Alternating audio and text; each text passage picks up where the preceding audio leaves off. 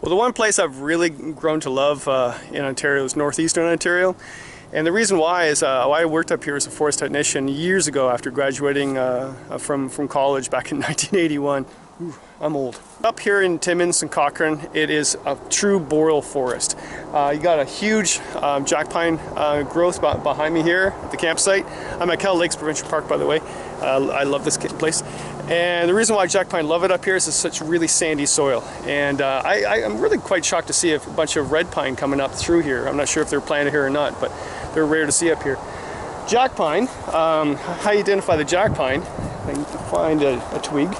All the pine in Ontario have clusters of 2 needles, like that. Okay, so they're doing the peace sign like that. Except for white pine has 5 needles. But there's no white pine around here, so we're just going to stay to jack and red pine. Jack pine have little tiny needles, very short, okay, like that.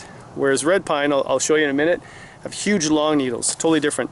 But the one key indicator of a jack pine, I call it poo in a stick. The cones, which actually have opened up now, but these cones close down and curl up on the twig, and to me it looks like poop on a stick, and they don't open up until severe heat, like really hot day or a forest fire, usually a forest fire. They'll open up after 100 degrees Fahrenheit, and they'll pop open like popcorn, disperse the seeds, and then grow another forest, but only when there's a forest fire or extreme heat. That's why it's really cool.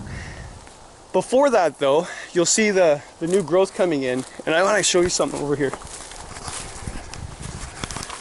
See, this is a birch tree. And you would say it's not a birch tree because it's not white bark. Well, that's a birch tree before it got old and got the white bark. It's the white lenticels, just like a little bit of salt on there. And that's a young birch tree. What the difference I want to show you is that this is a poplar tree. And at first glance you would say, well, that's a birch tree, that's the birch bark. Well, it's not.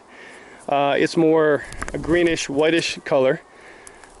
And actually, if you take this off right here, that's ASA, just like in an aspirin. So if you got a headache, chew on that, or even make a tea out of it, and you got your headache away.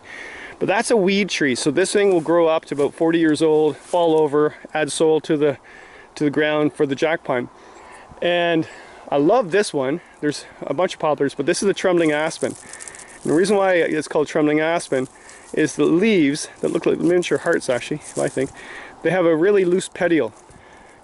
So if you look at when it shakes like this, because it has a loose petiole, it shakes and it trembles in the wind. So when the wind's blowing, you can hear it trembling.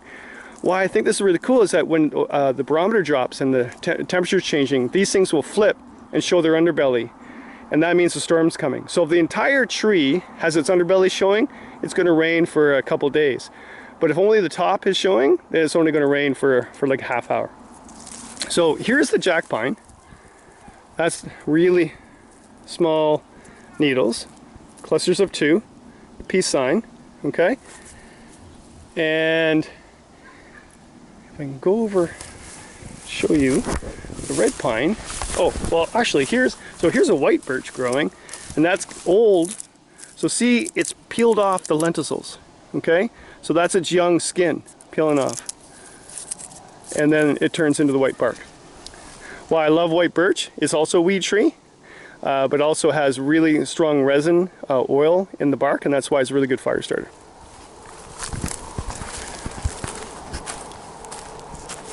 Where's my red pine? Alright, so here's my red pine.